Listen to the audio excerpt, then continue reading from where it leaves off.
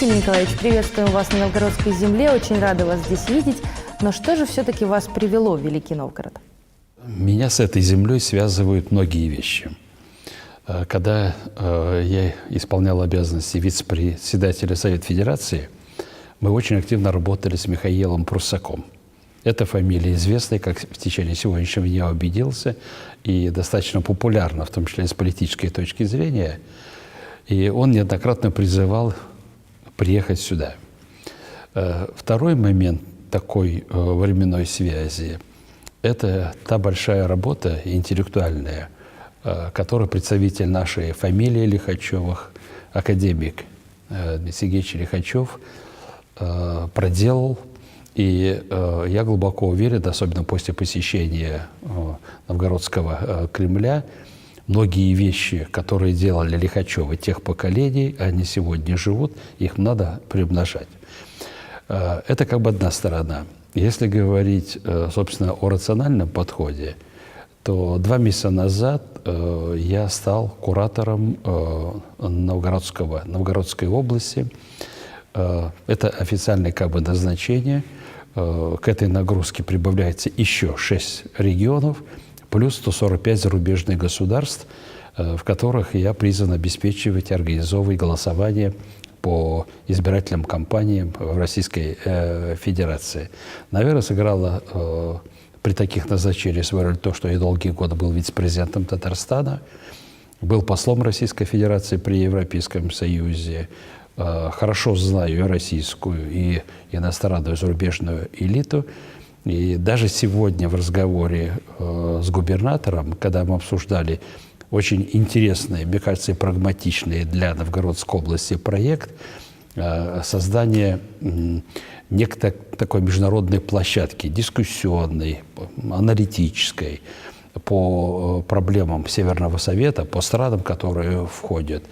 Мы договорились, что я буду оказывать максимальную помощь и через Министерство иностранных дел, по своим личным каналам в дипломатическом корпусе Европы. Мне очень хочется, чтобы про Новгород говорили не только в превосходной степени, как об исторической такой доминанте, так, но говорили о современном регионе, в котором граждане и старшее поколение, и средняя молодежь знали и могли объяснить, что такое цифровая экономика. В конце 90-х и начале 2000-х вы работали в Брюсселе постоянным представителем в европейских сообществах и до сих пор занимаетесь международным сотрудничеством.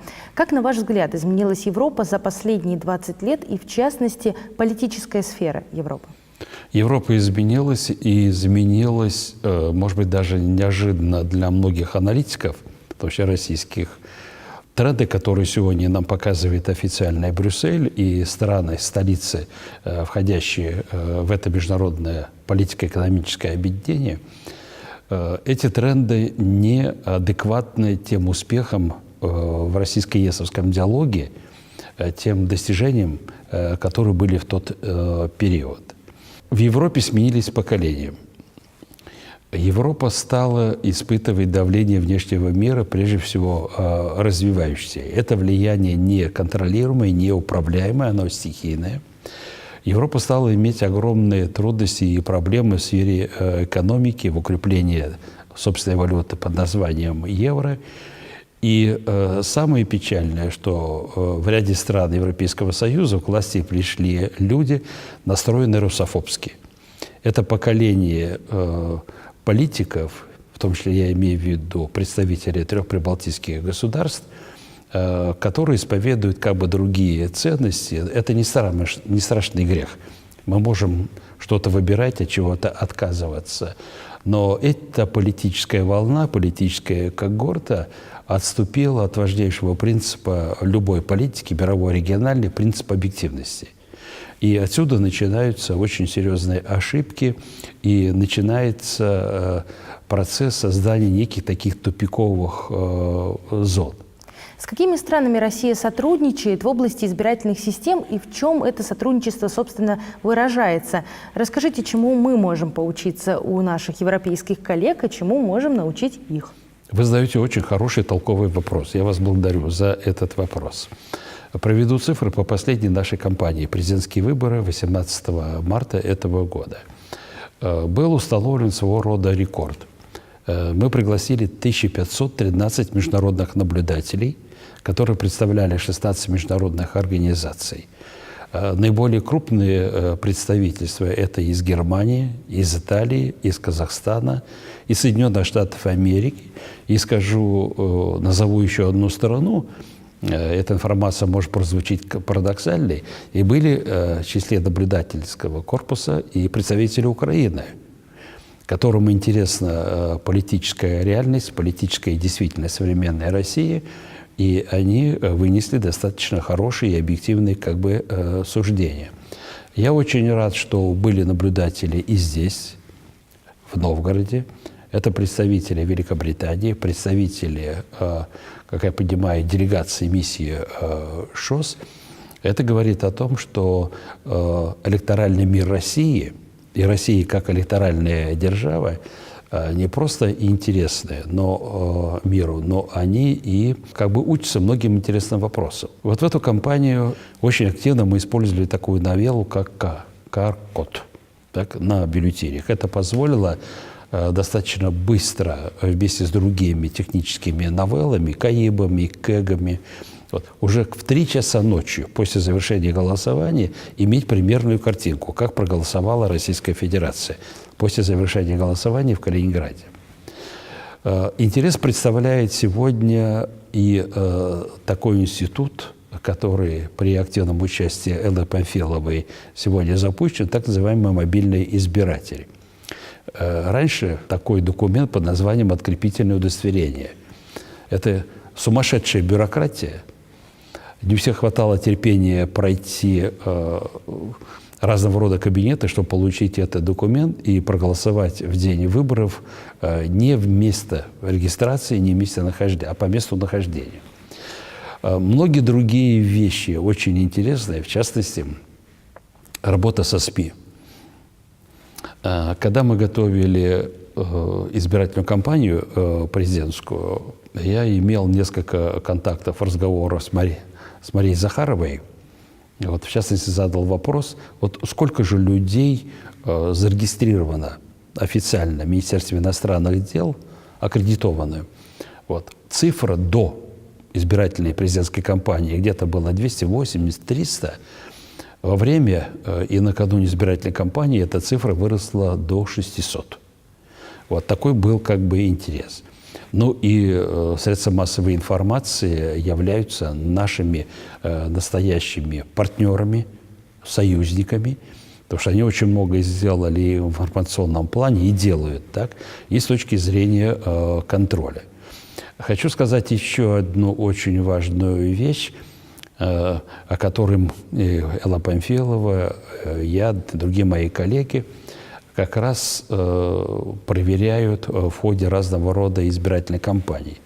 Совсем недавно Майя Владимировна Гришина, это секретарь Центральной избирательной комиссии, была международным наблюдателем на всеобщих выборах в Мексике.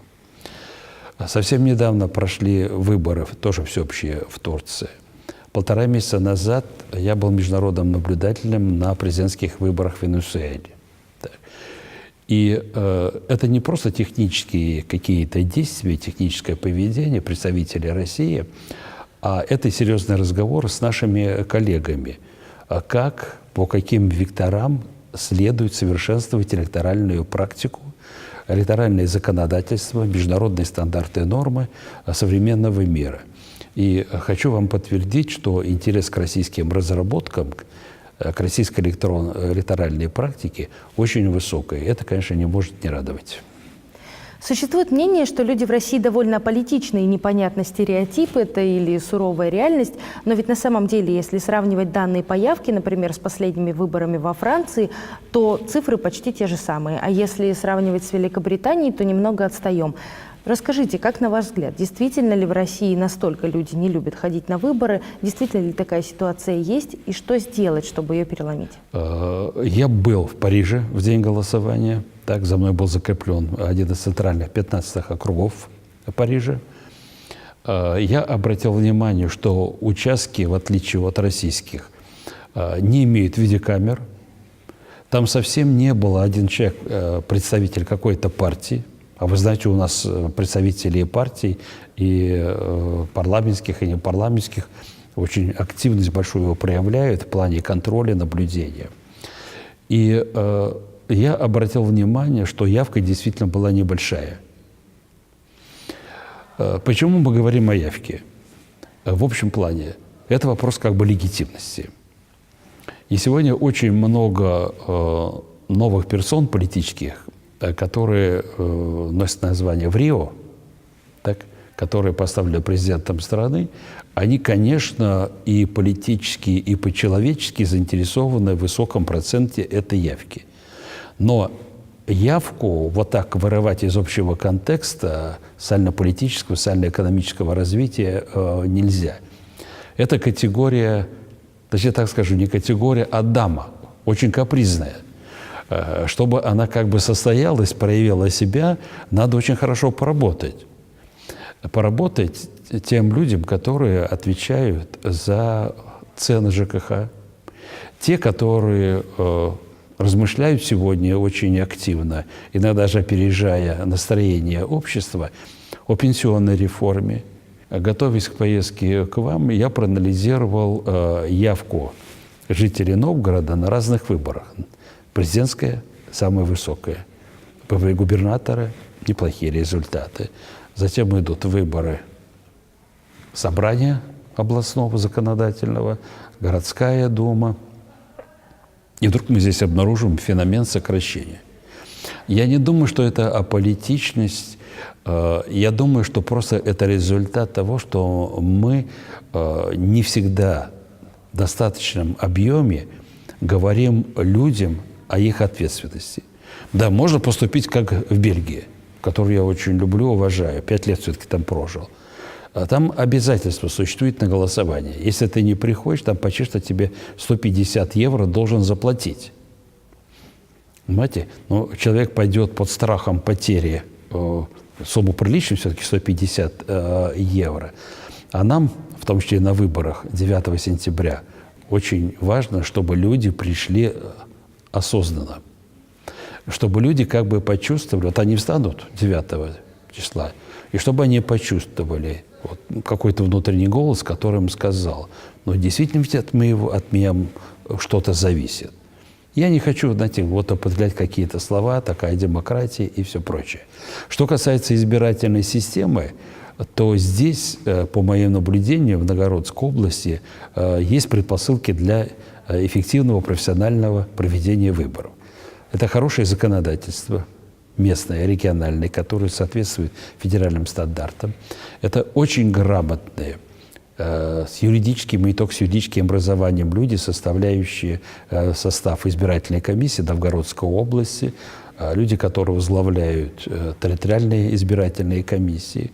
Вот два момента, они уже говорят о том, что здесь не надо искать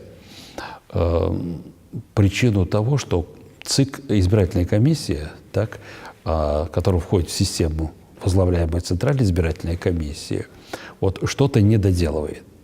Ведь очень важно, чтобы и сами партии, как парламентские, так и непарламентские, которые входят в Госдуму или не входят, они почувствовали свою ответственность за собственный электорат. Очень много сделает избирательная комиссия. Кто-то скажет, что небольшой субъект Российской Федерации, да, почти что 600 километров от Москвы. Вот. Как сегодня мне один товарищ сказал, новгородцы голосуют по-особому. Я говорю, слушайте, вы мне можете объяснить вот этот характер? Так? Раскройте мне код. Вот почему новгородцы вот такие, а другие регионы не такие. Вот. Ну, какие-то общие мы черты нашли, но любопытно. Новгородская политическая мысль сегодня требует конкуренции, требует демократии реальной, требует гендерного равенства мужчины и женщины, активного подключения молодежи. Вот. Поэтому я уверен в том, что 9 числа, вот с точки зрения подготовки, с точки зрения методологии, организации, Здесь, в Новгородской области, будет сделано все, чтобы выборы прошли эффектно и эффективно.